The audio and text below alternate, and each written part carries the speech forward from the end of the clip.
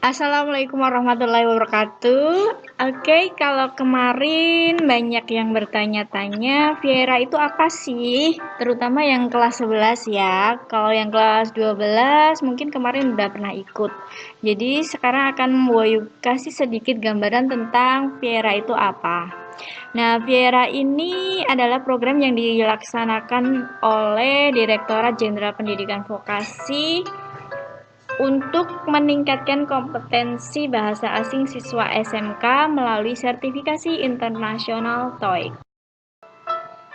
Tujuan dari program ini adalah untuk meningkatkan kompetensi siswa dalam berbahasa asing, khususnya berbahasa Inggris, kemudian akan diwujudkan dalam bentuk sertifikasi internasional sebagai upaya membekali para siswa agar dapat bersaing di dalam pasar tenaga kerja di tingkat global. Program Viera ini sebenarnya sudah dilaksanakan sejak tahun 2016 dan dari tahun ke tahun mengalami peningkatan kuota peserta. Untuk tahun 2020 ini ada 75.000 kuota bagi siswa SMK kelas 11, 12, dan 13 di seluruh Indonesia. Dan program ini gratis, tidak dipungut biaya apapun. Nah, untuk menjadi salah satu dari 75.000 siswa yang terpilih, kalian harus melewati dulu tahap seleksi. Nah, tahap seleksi ini yang akan kita selenggarakan pada tanggal 24 dan 25 Agustus nanti. Digunakan dengan instrumen Viera, yaitu nanti ada ujiannya terdiri dari 100 soal, 50 soal listening dan 50 soal reading. Nah, kalau nanti kalian bisa lolos dari seleksi ini, maka kalian berhak untuk mengikuti tes TOEIC yang akan mendapatkan sertifikat internasional TOEIC. Sertifikat ini bisa digunakan untuk melamar pekerjaan di perusahaan-perusahaan asing misalnya atau di perusahaan-perusahaan besar di Indonesia. Nah, kalau masih ada yang bertanya, apa sih yang dimaksud dengan TOEIC? Nah, TOEIC ini adalah Test of English for International Communication. Itu adalah ujian sertifikasi internasional kemampuan bahasa Inggris yang banyak sekali digunakan di dunia kerja dan dunia pendidikan. Nah, untuk TOEIC sendiri ini berbeda dengan TOEFL dan TOEIC ini lebih dikhususkan untuk di dunia kerja. Nah, TOEIC yang diadakan oleh DSMK ini akan dilakukan secara UBK atau ujian berbasis komputer. Lalu apa manfaat mengikuti program bantuan TOEIC ini? Yang pertama tentu saja manfaatnya ini tadi gratis ya, jadi kita nggak dipungut biaya apapun. Kita bisa mengukur kemampuan bahasa Inggris kita tanpa membayar Rp1 pun. Kemudian sertifikat TOEIC ini adalah sertifikat internasional dan sangat bermanfaat saat kalian nanti mendaftar di perusahaan-perusahaan, apalagi perusahaan asing ya, atau perusahaan-perusahaan besar yang ada di Indonesia. Kemudian setiap siswa nanti akan memperoleh data pengujian kemampuan bahasa Inggris. Jadi nanti kalian akan tahu, oh kemampuan bahasa Inggris saya itu seperti ini. Kemudian juga bisa digunakan untuk proses perekrutan program beasiswa, pertukaran pelajar ke luar negeri, dan program-program yang diselenggarakan oleh dunia internasional yang lainnya. Untuk tahun 2020 sendiri, para peserta nanti akan diberi fasilitas berupa materi webinar yang diupload juga di YouTube. Kemudian juga nanti akan ada follow up learning dari guru. Kemudian juga akan mendapatkan e-book, buku persiapan ujian TOEIC, berisi 1 set soal TOEIC otentik. Jadi nanti setelah kalian lolos seleksi ini masih ada beberapa waktu untuk pembimbingan persiapan sampai kalian melaksanakan tes TOEIC untuk mendapatkan sertifikat internasional. Kemudian akan Bu Ayu sampaikan beberapa tips terkait pengerjaan ujian nanti. Yang pertama adalah tentu saja persiapkan fisik, harus sehat, kemudian juga harus tenang, dan jangan lupa untuk selalu melihat waktu yang ada di sebelah pojok kanan atas, terutama pada saat pengerjaan soal reading ya. Nanti sebelum kalian mengakhiri tes, kalian akan diminta untuk menginput kode kehadiran. Nah, pertama kali yang harus dilakukan kalian adalah mencatat kode kehadirannya, kemudian diinput di link bit.ly portal siswa. Jadi untuk yang ujian di sekolah, kita memakai Windows atau komputer, nanti kode kehadirannya diinput melalui portal siswa. Nah, tes Viera ini nanti akan dilaksanakan pada tanggal 24 dan 25, berarti masih ada beberapa hari untuk mempersiapkan diri. Yang bisa dilakukan adalah membiasakan diri dengan format tes. Kalian bisa mengakses berbagai latihan soal, baik offline maupun online. Kalau online, kalian bisa akses dari Google ataupun YouTube. Kalau di YouTube di sana malah ada banyak sekali pembahasan soal TOEIC dan Viera, jadi akan lebih mudah untuk membantu kalian membiasakan diri dengan format tes. Kemudian juga pelajari petunjuk tes dan contoh pertanyaannya. Jadi kalian akan terbiasa, oh nanti kalau listening yang pertama itu kita dari gambar, yang kedua kita ada pernyataan atau pertanyaan, kemudian kita harus ngerespon apa. Nah, itu dibiasakan mulai dari sekarang. Kemudian sebaiknya mencoba untuk memahami bahasa Inggris tanpa menggunakan Google Translate, biar kalian juga terlatih untuk menangkap kosakata-kosakata baru. Nah, pada saat mengerjakan tes nanti, kalau ada sesuatu yang tidak kalian pahami, coba saja untuk mencari kata-kata yang kalian tahu artinya. Jadi dipahami menurut apa yang kalian ketahui. Nah, kemudian kalau kalian mau akses di website, silakan masuk ke websitenya resmi. Di situ ada websitenya ITS sama ITC Indonesia. Di sana ada banyak sekali materi, tips and tricks tentang soal TOEIC. Nah, ini juga ada tips gimana sih biar kita itu bisa bahasa Inggris. Yang namanya bahasa Inggris itu adalah skill, kemampuan. Jadi kalau nggak digunakan maka nggak akan bisa. Bukan cuma hafalan ya. Jadi memang harus digunakan. Contohnya bisa baca berita berbahasa Inggris, baca buku berbahasa Inggris, baca buku petunjuk, nonton TV, video, dengerin lagu bahasa Inggris, nonton film berbahasa Inggris, dan lain sebagainya.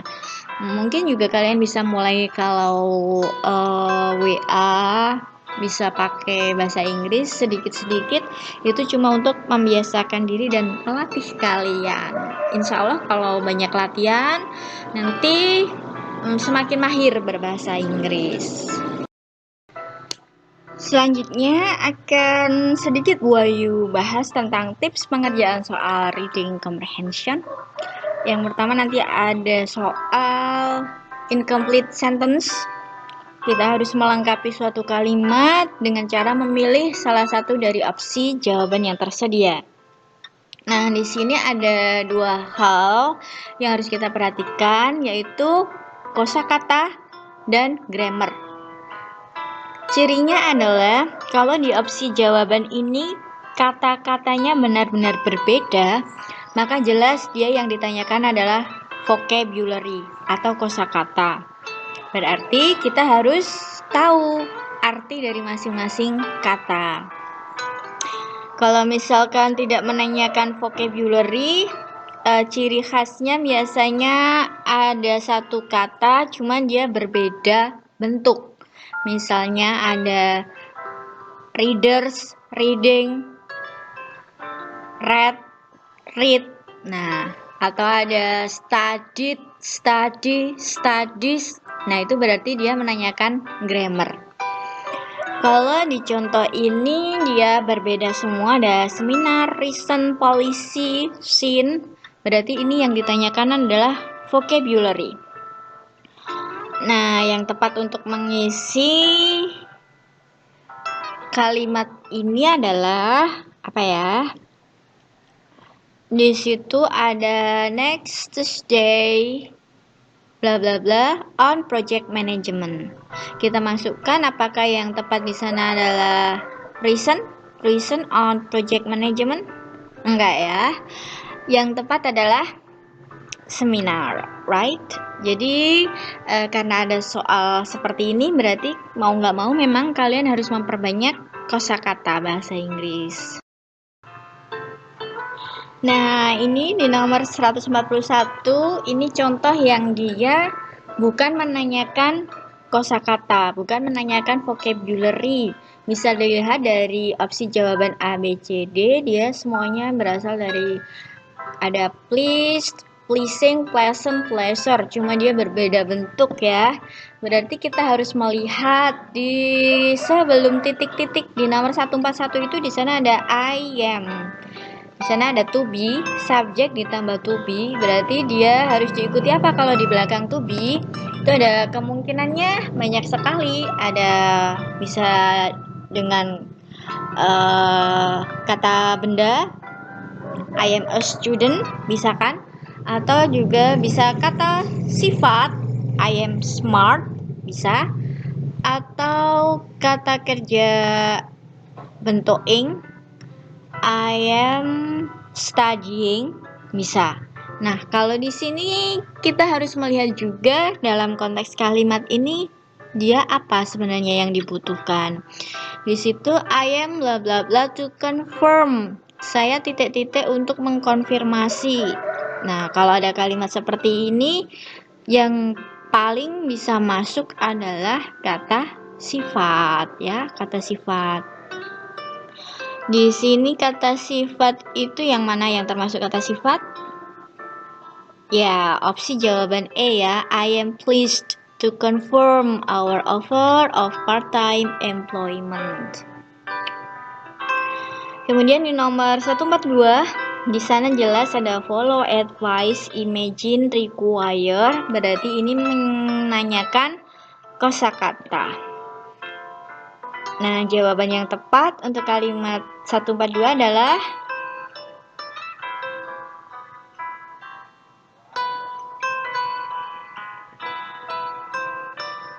ini kita harus melihat dari kesatuan kalimat di 142 ini.